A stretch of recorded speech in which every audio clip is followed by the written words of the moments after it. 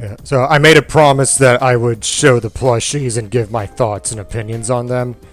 And that's exactly why I'm doing this. Hopefully this doesn't take too long. I want to actually start with the official Rooster Teeth plush, which is Qrow. You can tell they're trying to make him as similar to the original Team RWBY plushies from 2014. My only complaints about this one is you notice where the stitching is on Qrow's chin. It cuts off the 5 o'clock shadow, so it just gives it a. I don't like how it appears all clean underneath, and then you see the scruff up here. To me, it's just visually unbalanced. The other thing they did a little differently is they made only the vest separate. The rest of his clothing, it's just all one unit. It's like, it's all stitched together. It's not separate pieces like you see on other plushies. But other than that, it's a decent plush. It's Qrow's.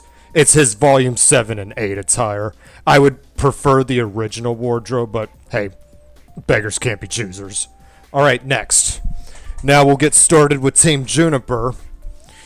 Here we've got John. One thing I will say about all the Team Juniper plushies, yes, they do have big heads, but I think the bodies are large enough that it still stays in decent proportion. And as you can see, he's got the left and right on the bottom of his feet.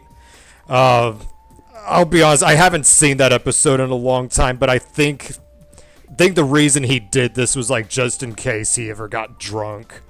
Like if he was drinking too much, he'd be able to identify left and right. I mean, correct me if I'm wrong on that, but I think that's what he said in the episode. I'll have to look at that again. I'm just saying this off the top of my head, but yeah, decent job. All right, and of course next we're gonna have Nora. Now, Nora's head looks the biggest because her bangs in the front are very thick, so it gives the illusion of having a large head. But I don't really know what else really to say about this. It's Nora. Hey, and of course she's gonna have the most enthusiastic smile. All right. Next up, probably the fan favorite of most RWBY watchers, Pyrrha.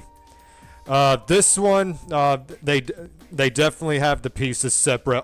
Totally opposite of Qrow, where like I said, it was just all in one setting.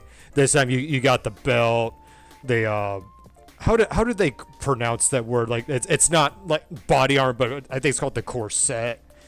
And then here's the anklets, her bracelets. Oh, and even got the necklace up here. The only thing I don't like about this is that her belt is very loose right here. Here, I don't know if you can see that. Okay, but yeah, it just wiggles too much, and also her upper body is very exposed, and it makes her the head and neck combination looks a little awkward. And if you try pulling this piece upward, that helps a little bit, but then it just naturally slides down.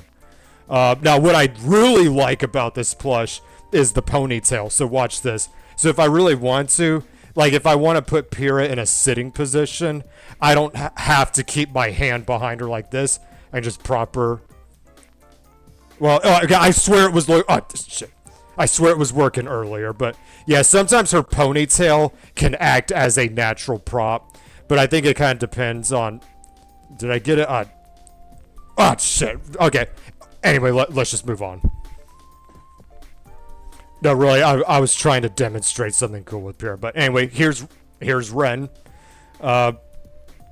Just like Nora, Ren is Ren. Got a little ponytail in the back. Yeah, I've still got the tags on them. They're gonna be removed once I start filming them for the next upcoming episode. Which I'll just give you a heads up. The next episode, it's gonna be called Team Juniper.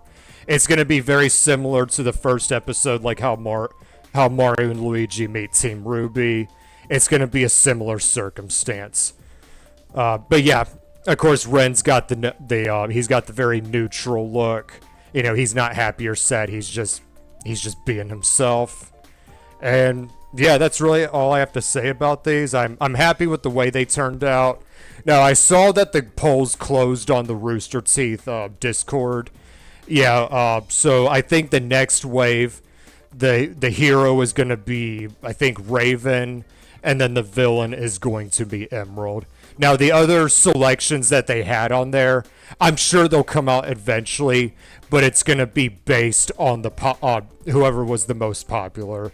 So I think the next wave after that, it's probably going to be Salem and Oscar, and then maybe I don't know what the order will be afterwards, but we'll see.